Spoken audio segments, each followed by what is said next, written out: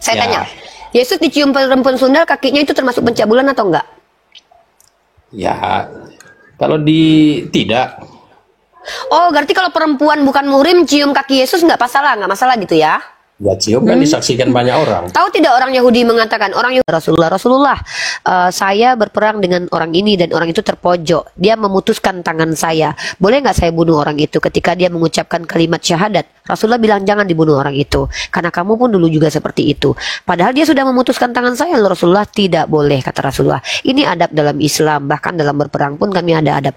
Berhubungan badan pun kami boleh ada adabnya. Apa adabnya? Kami tidak boleh bugil, bertelanjang bulat, ya. Ada fikihnya, ya. Ada perbedaan kami dengan hewan. Nah, ini Islam, ajaran rahmatan lil alamin. Di ajaran kalian ada nggak tutorial sigi di bapak ubah bonus kayak tidak boleh melakukan hal-hal yang di luar ini, seperti yang adegan-adegan kebinatangan itu? Nggak ada aturannya. Jadi saya harus keras kepada kalian umat Kristen karena kalian memfitnah Nabi saya dengan hadis yang kalian lemparkan ini, ya. Dan diksi saya juga adalah rasionalitas. Kalau Nabi Muhammad SAW itu tidak akan melakukan hal itu, karena kalau beliau melakukan hal itu, orang yang pertama sekali mengatakannya adalah orang terdekatnya, ya, istri-istrinya dan para sahabat, ya.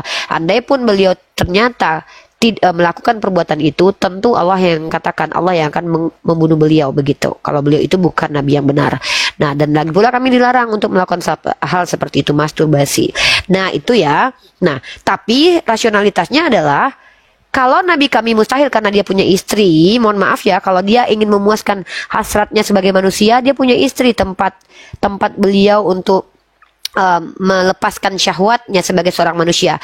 Masalahnya adalah Tuhan kalian yang katanya 100% manusia, itu mau melarikan syahwatnya kemana? Mau membuang spermanya kemana? Atau kalian mau bilang Tuhan kalian gak punya sperma? Atau tidak punya rasa birahi? Ya tunjukkan datanya lah. Karena kan 100% manusia itu ya dengan sifat kemanusiaan kita. Nah, kalau Tuhan kalian tidak punya istri sama sekali, waktu dia fase remaja dan mulai dewasa, penyaluran seksualnya kemana? Maka saya katakan berpotensi mengkocok. Beda dengan Nabi saya.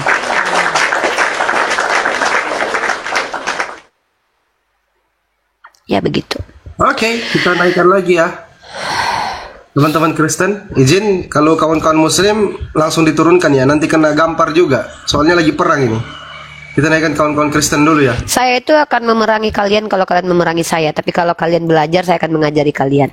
Kalau kalian memusuhi saya, bagi saya tidak masalah. Bodoh amat, emang gue rugi. Tapi kalau kalian memerangi agama saya punya kewajiban. Diizinkan berperang kalau kalian diperangi. Perang kita perang argumen. Nah, saya pakai rasionalitas. Kalau kalian merasa tersakiti, ya salahkanlah kawan-kawan kalian yang kurang ajar menuduh Nabi saya begitu.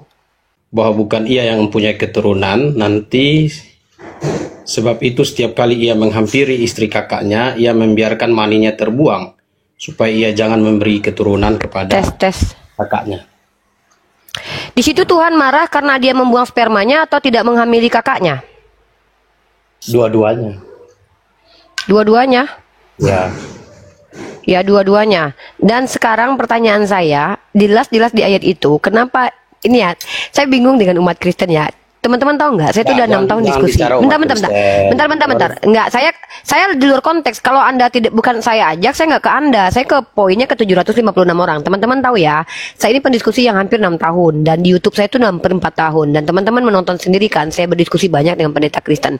Dan ayat ini teman-teman, jelas sekali konteksnya terkait tentang Yehuda itu ingin memberikan keturunan buat dia. Karena dia harus punya keturunan.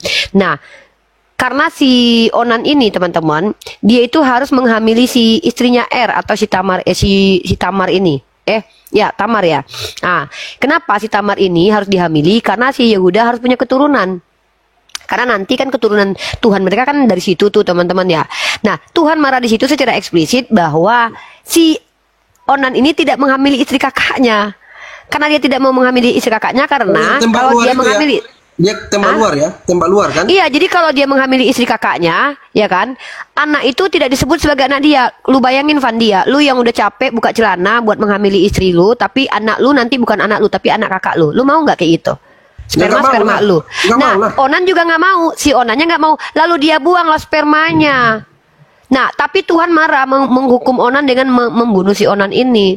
Sebenarnya kalau poin di situ kita lihat adalah si Onan tidak mau memberikan keturunan. Sebenarnya kalau kita lihat karena konteksnya di situ si Yehuda harus punya keturunan. Makanya si Yehuda akhirnya dipapap hubah-hubah dengan si Tamar. Jalur persundalan. Makanya keturunan Yesus ini keturunan pesundal, keturunan jina gitu. Karena nenek moyang Yesus itu rata-rata pejina. Iya, rata-rata keturunan nenek moyang Yesus itu pejina. Oke. Ada Daud, bentar, ada Daud pejina, Yehuda pejina. Itu keturunan nenek moyangnya Yesus. Saya bingung ya kenapa Tuhan kok lahir dari keturunan pejina ya Pak Pendeta? Ya karena itu membuktikan bahwa secara daging manusia yang berasal dari Adam itu tidak ada orang benar. Semua orang Termasuk Bunda berdosa. Maria. Termasuk Bunda Ya. Maria. Ya semua orang berdosa. Nah, saya jelaskan dulu ya tadi yang itu. Nah, yang tadi Umi Rifa baca di kejadian itu kan eksplisitnya. Nah, implisitnya itu secara implisit bisa dilihat di surat Yudas. Ya, Yudas 1 ayat 8. Nah, namun demikian, orang-orang yang bermimpi-mimpian ini juga mencemarkan tubuh mereka dan menghina kekuasaan Allah serta menghujat semua yang mulia di surga. Nah, jadi imajinasi yang bersifat zina, ya orientasi seperti tadi tindakan onan, nah, itu di hadapan Allah itu dosa. Itu dosa. Tapi Paulus menghalalkan segala sesuatu asal itu berguna gimana dong? Segala Itu sesuatu mengenai- halal bagiku kalau itu berguna. Yaitu makanan. Harus Kenapa lihat diksinya segala sesuatu di situ? teks konteksnya itu harus dilihat. Nih, Ya berguna. Kalau makanan itu kan ada makanan yang berguna, ada makanan yang tidak Ya. berguna. Nah, berguna bagi orang Indonesia. Ya, tunggu, saya baca ayatnya ya. Saya baca ayatnya ya. 1 Korintus pasal 6 nomor 12. Kita baca guys. Ya, Bahkan Paulus sendiri mengatakan sudah tidak hidup di bawah hukum-hukum lagi guys. Ya, makanya saya bilang nih, ajaran umat Kristen ini gimana sebenarnya gitu ya. 1 Korintus pasal 6 nomor 12. Kalau dia bawa dilarang onani di perjanjian lama, bukankah perjanjian lama udah dibatalin? Kan lucu kan yang teman-teman. maksud ini kan tadi konteksnya Enggak dulu. makanan. Enggak, sebentar dulu, brother. Saya kasih diksi dulu nih. Ya, oke. Narasi dulu. Tadi larangan onani Anda ambil kan dari kitab perjanjian lama tuh terkait onan. Padahal kitab perjanjian lama itu namanya udah perjanjian lama yang sudah tidak terpakai kan begitu. Tiba-tiba untuk hal tertentu kalian kutip-kutip dari perjanjian lama. Giliran ada Perjanjian mata baru ganti juga. mata. Tadi ada Nah, perjanjian iya. baru juga. Nah, di perjanjian baru juga ada revisian ajaran kata Paulus ya. Nah, ini lihat. Nah, lihat ini ya. 1 Korintus pasal 6 nomor 12.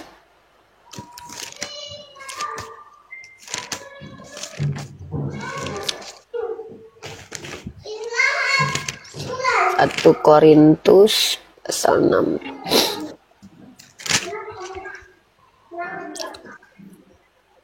Nah, di sini ya, di sini perikopnya aja nasihat terhadap pencabulan. Loh, kok makanan? Saya bingung, Pak. Kenapa perikopnya pencabulan tapi di sini kok malah makanan Bapak bilang? Ini kan baca ayat 12. Coba ayat 13-nya itu dijelaskan. Iya, itu kan perikop nih. Saya tunjukin teman-teman. Ini kadang-kadang aku bingung sama umat Kristen lah, guys. Gimana sebenarnya ini? Di sini perikopnya aja tentang pencobolan, tapi tiba-tiba kenapa jadi makanan coba? Tuh kalian lihat tuh. Perikopnya nasihat terhadap pencobolan. Segala perikop sesuatu itu kan- halal bagiku, tetapi bukan semuanya berguna. Tuh. Segala sesuatu di sini. Gak ada di sini makanan atau enggak makanan. Segala Nah, itu sesuatu berbahasa. halal bagiku, tetapi aku tidak membiarkan diriku diperhamba oleh satu apapun. Baru di sini katakan makanan Ayat adalah 13. untuk perut. Iya, baru di sini dijelaskan makanan adalah untuk perut dan perut untuk makanan. Tetapi kedua-duanya akan dibinasakan oleh Allah. Tetapi tubuh bukanlah untuk pencabulan, melainkan untuk Tuhan dan Tuhan untuk tubuh. Allah yang membangkitkan Tuhan akan membangkitkan kita juga kuasanya. Di sini segala sesuatu halal bagiku, tetapi bukan semuanya berguna. Segala sesuatu halal bagiku. Jadi artinya segala sesuatu itu halal kata Paulus. Itu yang kita bahas. Gimana kan dong Pak segala Pendeta nih? sesuatu Kan kontradiksi halal. dong. Segala sesuatu halal tapi tidak semuanya berguna. Itu konteksnya kan Makanya kalau seandainya mengocok itu berguna, berarti boleh dong. begini. Pertama saya mesti jelaskan Mana sih? dulu bahwa yang dia punya perikop Bagi orang yang lagi mengocok ya kan, berguna bagi dia ya berarti boleh lah ngocok. Selamat Ada pagi aja. Jadi Pak. Pagi Selamat Pak pagi Denny. semuanya. pagi. Alasan tidak bolehnya kan kalau tidak berguna menurut Paulus. ya kan? Tidak berguna menurut jemaat Kristen. Kalau berguna menurut jemaat Kristen ya boleh-boleh aja berarti. Nah, Umi ini merusak teks Alkitab, tidak lihat Kok teks merusak dan teks konteks. Alkitab? Gini loh, segala Iya. sesuatu halal bagiku. Ya konteksnya gimana? Makanya saya mau Di jelaskan. sini konteksnya nasihat terhadap pencabulan.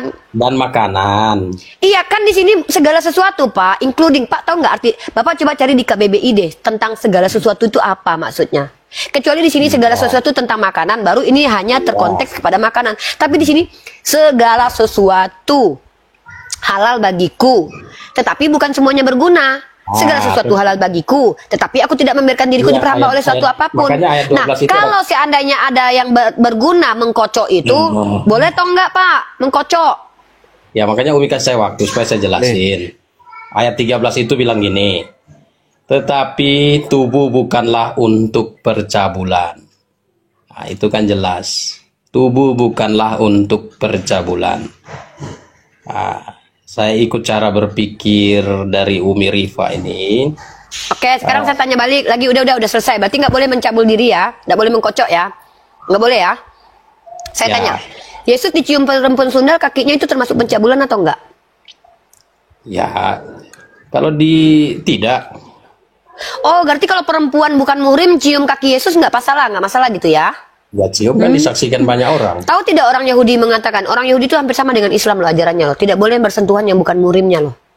Tapi Mana Yesus dalilnya? sendiri melanggar hukum itu. Dalilnya mana? Anda tanya sama orang Yahudi, ini akidah orang Yahudi. Jangan pakai Berarti Anda tanya dalil ini dalam kan kitab tidak Anda ada nggak dalil. mungkin.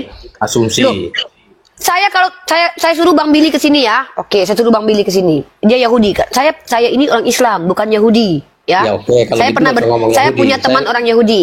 Saya Tak, lagi nih. diskusi sama Umi. Fokus saja. Nanti ada Nah, waktunya makanya saya- Anda jangan minta dalil dari orang Yahudi, Ya, kecuali kalau- orang kalau Yahudinya nggak ada di ada sini. dalilnya kan Umi tidak perlu menyampaikan. Sekarang saya tanya, boleh nggak di Yahudi emangnya bersentuhan laki-laki yang bukan muhrim memang? Apanya? Gini loh, brother, saya ini punya teman orang Yahudi. Saya dapat Ya. informasi dari dia, laki-laki dan perempuan, apalagi itu dicium itu tuh pencabulan, Pak, kalau definisi orang Yahudi, karena Kalau dia bukan gitu- suami istri.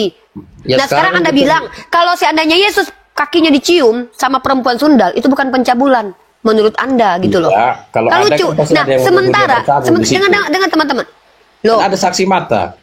gini Itu loh, kan bukan dilakukan kan tersembunyi. Paulus sudah mengatakan segala sesuatu halal bagiku, sedangkan Nah. Yesus saja makan gak cuci tangan loh. Itu bukan, dengar ya, Yesus makan gak pakai cuci tangan, itu tidak melanggar moralitas Nah, loh. maksudnya Kalau Umi seandainya ngomong Anda kemana-mana sekarang ya. nih, Coba ini satu saya teks menunjukkan bahwa standar moralitas Kristen dengan Islam itu berbeda. Contoh, Yesus Ya, itu jelas makan gak beda, cuci kan tangan. tipenya aja Nah, beda.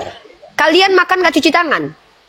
Kenapa? Tuhan kalian aja makan gak cuci tangan loh. Kalian makan cuci tangan atau enggak? Nah, itu kan Umi tidak paham konteksnya. Nah, Konteksnya teman-teman gini. dengar ya, dengar teman-teman ya. Ini Kalau lucu orang Pak berita Yahudi ini. di Markus itu makan cuci tangan dan tidak cuci tangan itu terikat dengan iman. Saya tanya dulu sama Anda makan pakai cuci tangan atau enggak?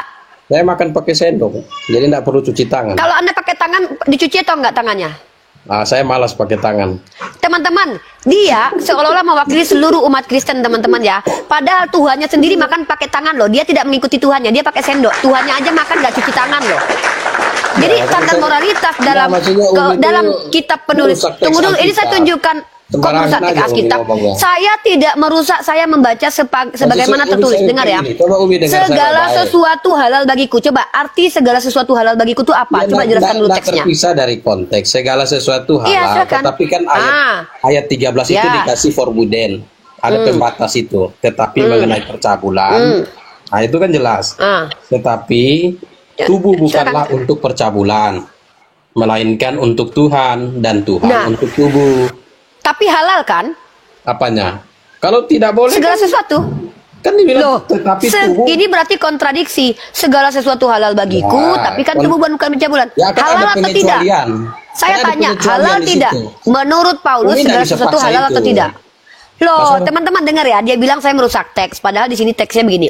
Segala sesuatu halal bagiku. Bagi Paulus. Tetapi, nah Paulus Nah. itu kan harus kalian ikuti kan dia Bentar, Paulus ya berkata, memang. roh, Jadi, ya, roh Allah oke. ada di dalam diriku, Nah, terus, ikutilah terus, tauladanku. terus, Ini terus. kenapa sih Pak Pendeta seolah mau mengingkari kitabnya? Paulus berkata, roh Allah ada pada diriku, maka ikutilah tauladanku. Itu Paulus loh, suruh kalian ikuti tauladan dia. Maka kata Paulus, segala sesuatu halal bagi kalian. Nah, Memang kalian ada haram halalnya nggak? Coba saya tanya dulu, coba kamu ada halal haram nggak? Ini Umi ini mau ngomongnya kemana? Nanti Loh, kita buka, ketika di buka sini topik dikatakan satu lagi, halal Umi lari bagiku, ke satu. coba Ini tunjukkan kepada saya ada haramnya dalam kitab kalian. Ada pengharaman nggak di kitab kalian? ada Coba apa yang diharamkan di kitab kalian? apanya? Itu mengenai makanan. Gimana sih ini? Ya, Kalian makanan. punya halal haram nggak? Kalian bilang ada. Halal di sini ada. Maka kalau ada halal otomatis ada haram. Memang apa yang diharamkan di agama Kristen? Iya, Coba jelaskan ke saya. Mengenai makanan itu ada yang diharamkan di imamat. Apa yang diharamkan? Itu Loh, banyak imamat tuh itu kan nanti. perjanjian lama. Efesus pasal 2:15 kan telah batal hukum Taurat. Gimana sih? Nah, Umi tahu itu. Iya kan? Ya berarti nggak ada haram dong. Ini gimana nih orang nih? Ini pendeta nih kocak ya. Dia Nah, bilang bukan ada nggak? kocak. Saya tanya di Ini Kristen kan ada kita nggak mau haram? mendengar. Ada. Hanya mau Di mana? didengar aja. Coba dengar ya. Saya tanya, kalau Paulus mengatakan segala sesuatu halal bagi dia, ada Nah. tidak yang haram di agama kalian? Ada, kata Anda. Di mana tertulis di imamat? Loh, imamat itu kan kita perjanjian lama bukan? Bukankah dalam perjanjian lama itu setelah perjanjian lama dibatalkan juga oleh orang Paulus? Kristen menerimanya sebagai firman Allah. Ya, Efesus pasal 2:15 dengan matinya Yesus telah batal hukum Taurat itu gimana? Makanya kan ini harus Nah, dilihat. Kalau ini kan udah baca itu, cuman kan merusak teks, tidak paham. Jadi ngutip Anda dari sana, tadi nuduh-nuduh merusak teks, ngutip merusak teks. sini. Saya sedang mengutip satu ayat tanpa mengurangkan satu huruf pun.